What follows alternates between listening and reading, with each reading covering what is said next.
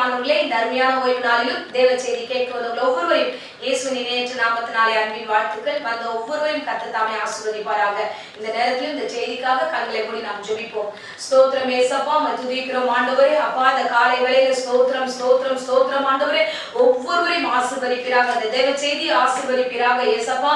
YouTube மூலமா பார்த்து கொண்டிருக்கிற ஒவ்வொரு பிள்ளைகளுக்கும் உடைய கரம் கூடவே இருப்பதாக.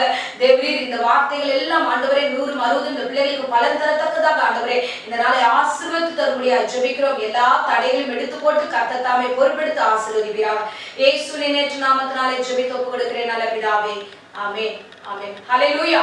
கர்த்தர் நல்லவர், அவர் கிருபை என்றும் உள்ளது. இப்பொழுதும் வேத வசனத்துக்கு நேராக நம்முடைய கவனத்தை திருப்புவோம். எரேமியா 1ஆம் அதிகாரம் 8வது வசனத்தை நாம் வாசிப்போம். நீ அவர்களுக்கு பயப்பட வேண்டாம், உன்னை காக்கும்படிக்கு நான் உன்னுடனே இருக்கிறேன். ஆமென். ஹல்லேலூயா. தர்மியான காலைகளிலும் கர்த்தருடைய வார்த்தை சொல்கிறது, கர்த்தர் உங்களை காக்கும்படி அவர் உங்களோடு கூட இருப்பேன் என்று வாக்கு கொடுத்திருக்கிறார். அவர் சொல்லிய வார்த்தை நிறைவேற்றுகிற வல்லவராய் இருக்கிறார். அதுக்கு மேல் வசனம் சொல்லுகிறது, நீ அவர்களுக்கு பயப்பட வேண்டாம் என்று. ஹல்லேலூயா.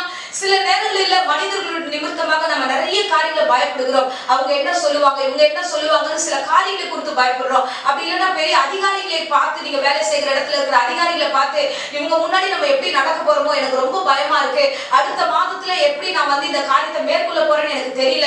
இந்த பயத்தோட ஒருவேளை இந்த பிரசங்கத்தை நீங்க கேட்டுட்டு இருந்தீங்கன்னா இன்னைக்கு கர்த்தர் உங்களோடு கூட பேசுகிறார். ஹல்லேலூயா. பயப்பட வேண்டாம். ஒருவேளை வியாதி நிமித்தமாய் பயந்துருக்கலாம். டாக்டர்ஸ் ரிப்போர்ட்ஸ் இந்த மாதிரி கொடுத்திருக்காங்க, என்ன நடக்க போதோ, இது மாத்திரையா, இல்ல நம்ம ஆபரேஷன் பண்ணணுமா, இந்த விதமான சிந்தனைகளோடு இந்த பிரசங்கத்தை கேட்டுட்டு இருந்தீங்கன்னா இன்னைக்கு ஆண்டவர் சொல்லுகிறார், நீங்க பயப்படாதீங்க, அவர்கள் சொல்லுகிற வார்த்தைகளுக்கு பயப்படாதீங்க என்று கர்த்தர் சொல்லுகிறார். ஹல்லேலூயா. ஏன் பயப்படாதீங்க? நம்ம சின்ன சின்ன விஷயத்திலயும் பயப்படுறோமே. ஒவ்வொரு முறையும் கர்த்தர் நம்மளை பார்த்து சொல்லுகிறாரே, நீ பயப்படாதமா, நீ பயப்படாதமா. ஏன் சொல்றாருன்னா, கர்த்தர் சொல்லுகிற வார்த்தை பார்த்தீங்கன்னா, உன்னை காக்கும்படி நான் உன்னோடு இருக்கிறேன், உன்னை காப்பாற்றுவதுதான் என்னுடைய கடமை. ஹல்லேலூயா.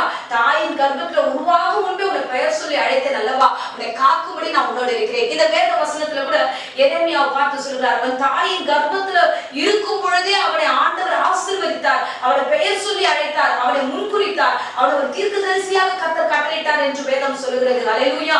அருமையான பிள்ளைகளே, இன்னைக்கு பிரசங்கம் கேட்க வந்தவர்களே, தாயின் கர்ப்பத்துல இருக்கும் போதே கர்த்தர் உங்களை முன்குறித்து இருக்கிறார். ஆகியால சொல்லுகிறாரு, நீ மற்ற உன்னை சுற்றி இருக்கிற காரியங்களை குறித்து நீ பயப்படாத, அந்த காரியங்கள் என்னவாய் மாறும் என்று நீ பயப்படாத, அவர்கள் என்ன வார்த்தைகள் என்னிடத்துல சொல்லுவார்களோ என்று பயப்படாத, யார் என்ன ஆனாலும் சரி உன்னை காப்பாற்றுவதற்காக நான் உன் கூடவே இருக்கிறேன் என்று கர்த்தர் சொல்லுகிறார். ஹல்லேலூயா.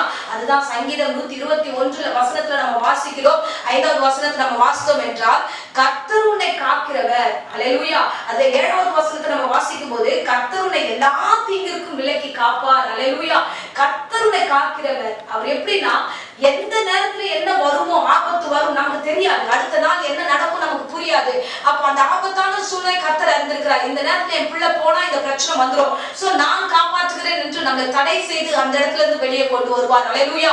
இல்ல ஒருவேளை நாளைக்கு போய் நம்ம பேசுற வார்த்தைகள் ஒரு பெரிய பிரச்சனையில கொண்டு போய் விடும்னா, அந்த வார்த்தைகள் நம்ம போய் பேசக்கூடாதபடிக்கு முன்பதாகவே ஆண்டவர் நம்மளை காப்பாற்றுகிறவராக இருக்கிறார். ஹல்லேலூயா. இல்ல ஒரு பெரிய யுத்தம் நடக்கிறதா இருக்கலாம், இல்ல வெள்ளம் வரதா இருக்கலாம், பெரிய ஃப்ளட் வந்து இந்த இடம் முழுவதும் வந்து ஒரு விதமான ஒரு சூழ்நிலையில் நம்மளுடைய தேசம் மாறி இருந்தாலும் நம்மை காப்பாற்றும்படியாக கர்த்தர் நம்மோடு இருக்கிறார். ஹல்லேலூயா. அந்த வசனம் சொல்கிறது, கர்த்தர் உன்னை எல்லா தீங்கிற்கும். ஆமென். ஒரு குறிப்பிட்ட விஷயத்த சொல்லியிருக்கலாம், நான் உங்களை காப்பாற்றுவேன்பா, இந்த விஷயத்துல காப்பாற்றுவேன். எல்லா தீங்கும் அப்படின்னா உனக்கு தீங்கு வரக்கூடாது என்பதுல ரொம்ப கான்சியஸா காட் இருக்கிறார். ஹல்லேலூயா. நம்ம வந்து எப்படி இருக்கிறோம்னா, தீங்கு எங்க வந்துருமோன்ற நினைவோடவே வாழ்ந்துட்டு இருக்கோம். ஐயோ இவங்க கிட்ட பேசினா பிரச்சனை வந்துருமா, இங்க போனா பிரச்சனை வருமா, அங்க போனா பிரச்சனை வருமா, அந்த பயத்திலேயே நம்மளுடைய லைஃபை நம்ம லீட் பண்ணிட்டே இருக்கோம். பயப்படாதீங்க, எந்த தீங்கும் உன்னை அணுகாதபடி கர்த்தர் காப்பாற்றுவார். ஹல்லேலூயா. அது மாத்திரம் இல்ல, அவர் உன் ஆத்துமாவையும் காப்பாற்ற வல்லவராய் இருக்கிறார். ஹல்லேலூயா. கொடுத்த வாக்குத்தத்தங்கள் எத்தனை மகிமையானது பாருங்களேன். தேவன் நம்மளோட முகமுகமாய் பேசுகிறார். இஸ்ரவேல் ஜனங்களை குறித்து நம்ம பார்க்கிறோம். அந்த ஜனங்க அடிமைத்தனத்துல இருக்கும்போது அவர்களை ஆண்டவர் எவ்வளவு அழகாய் கொண்டு வருகிறார் தெரியுமா. அங்க அடிமைத்தனத்துல இருந்து வெளியில வரும்போது சீக்கிரமாய் போக வேண்டிய ஒரு பிரயாணம், ஆனா அதை 40 வருஷமா சுத்தி கொண்டு வர்றாருன்னா, என் ஜனங்க யுத்தத்தை பார்த்தா அவங்க ரொம்ப சோர்ந்து போவாங்க, வாழ்க்கையில சோர்ந்து போயிடுவாங்க. அதனால அந்த யுத்த வழியே என் பிள்ளைகளுக்கு வேண்டாம் என்று கர்த்தர் அந்த தீங்குல இருந்து தன்னுடைய இஸ்ரவேல் ஜனங்களை அவர் விலக்கினார் என்று வேதம் சொல்கிறது. ஹல்லேலூயா. அப்ப ஆண்டவருடைய அன்பு எவ்வளவு மேலானது. ஹல்லேலூயா. இந்த பிரசங்கத்தை கேட்கிற அருமையான மகனே மகளே, உங்களை பார்த்துதான் கர்த்தர் சொல்கிறார், உங்கள் மேல ரொம்ப நினைவா இருக்கிறார். நீங்க எந்த தீங்குக்கும் போயிடக்கூடாதுன்னு தான் இந்த பிரசங்கத்தை கர்த்தர் கொடுக்கிறார். நான் உன்னை காப்பாற்றுறேன், நீ பயப்படாம இரு என்றார். அல்லேலூயா.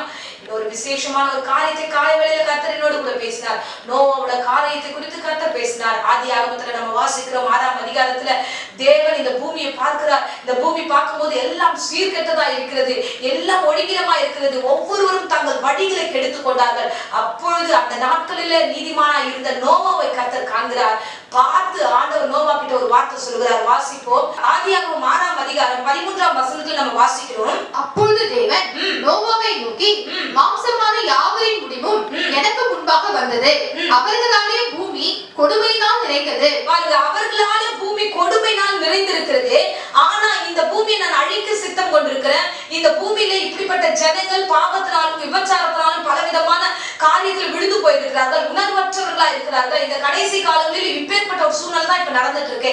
அப்ப ஆண்டவர் சொல்கிறாரு, இந்த விஷயம் எல்லாம் நடந்துட்டு இருக்கு, ஆனா நான் உன்னோடு உடன்படிக்கை பண்ணுகிறேன். பாருங்க 18ஆவது வசனத்துல வாசிக்கிறோம். ஆனாலும் உன்னுடனே என் உடன்படிக்கையை ஏற்படுத்துவேன், நீயும் உன்னோடே கூட உன் குமாரரும் உன் மனைவியும் உன் குமாரரின் மனைவிகளும் பேழைக்குள் பிரவேசியுங்கள். கர்த்தர் நல்லவர், அவர் கிருபை என்றும் உள்ளது. தன் பிள்ளைகளை காப்பாற்றுவதில் அவர் கான்சியஸா இருக்கிறார், ஒரு பிள்ளைகளை காப்பாற்றுவதில் நினைவா இருக்கிறார். ஆமென். நம்ம தீங்கு நினைத்து வேதனைப்படுறோம், ஆனா கர்த்தர் இந்த தீங்கு நமக்கு வரக்கூடாதுன்னு அந்த ஒவ்வொரு பிளானா நமக்காக செயல்படுத்துகிறார். நோவாவுடைய காலத்துல, இப்பொழுது இந்த நோவாவுடைய காலத்துல ஆண்டவர் பிளான் கொடுக்கிறார். நீ ஒரு பேழையை உண்டு பண்ணு, இந்த மரத்தை ரெடி பண்ணு, இப்படிப்பட்ட ஒரு கப்பலை நீ உருவாக்க வேண்டும் என்று ஒரு ஐடியா கொடுத்து அதுல தன் ஜனங்களை அவர் சேர்த்துக் கொள்கிறார். அல்லேலூயா. நம் மீது கர்த்தர் நினைவா இருக்கிறார், ஒவ்வொரு மீதும் கர்த்தர் நினைவா இருக்கிறார். அருமையானவர்களே, இன்றைக்கு இந்த பிரசங்கத்தை கேட்கிறவர்களே, இந்த கிருபையின் நாட்களில நமக்கு சபைகளை கர்த்தர் வைத்திருக்கிறார்.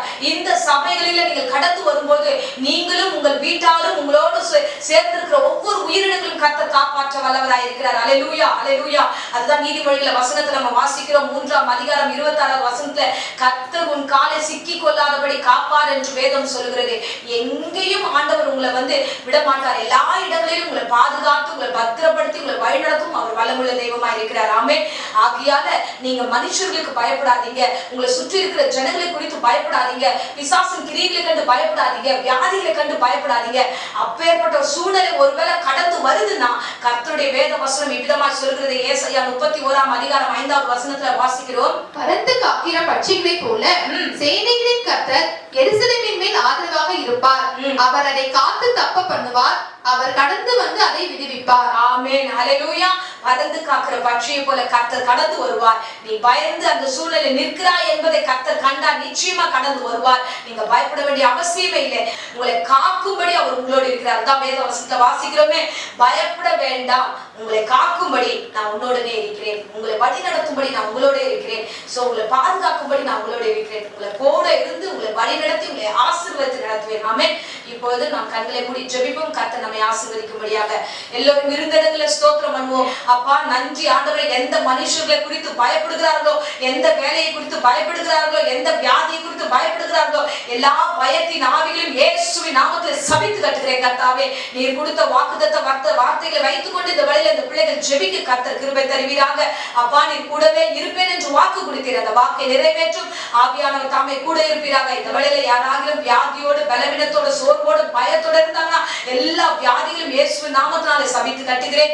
எந்த விதமான பலவீனமும் அணுகாதபடிக்கு பாதுகாத்துக் கொள்ளுங்க. ஆசீர்வதிங்க, ஆசீர்வதிங்க. இயேசுவின் நேற்று நாமத்தினாலே ஒவ்வொரு பிள்ளைகளையும் ஆசீர்வதிக்கிறோம். இம்மட்டும் காத்த தெய்வமே உமக்கு கொடான கொடி ஸ்தோத்திரம். நோவாவின் குடும்பத்தை காப்பாற்றினது போலவே அவருடைய பிரசங்கத்தை கேட்ட ஒவ்வொரு குடும்பத்தையும் காப்பாற்றி ஆசீர்வதித்து வழிநடத்தும். இயேசுவின் நேற்று நாமத்திலே ஜெபித்து ஒப்புக் கொடுக்கிறேன் ஜீவனுள்ள நல்ல பிதாவே. ஆமென். ஆமென். Praise the Lord. God bless you.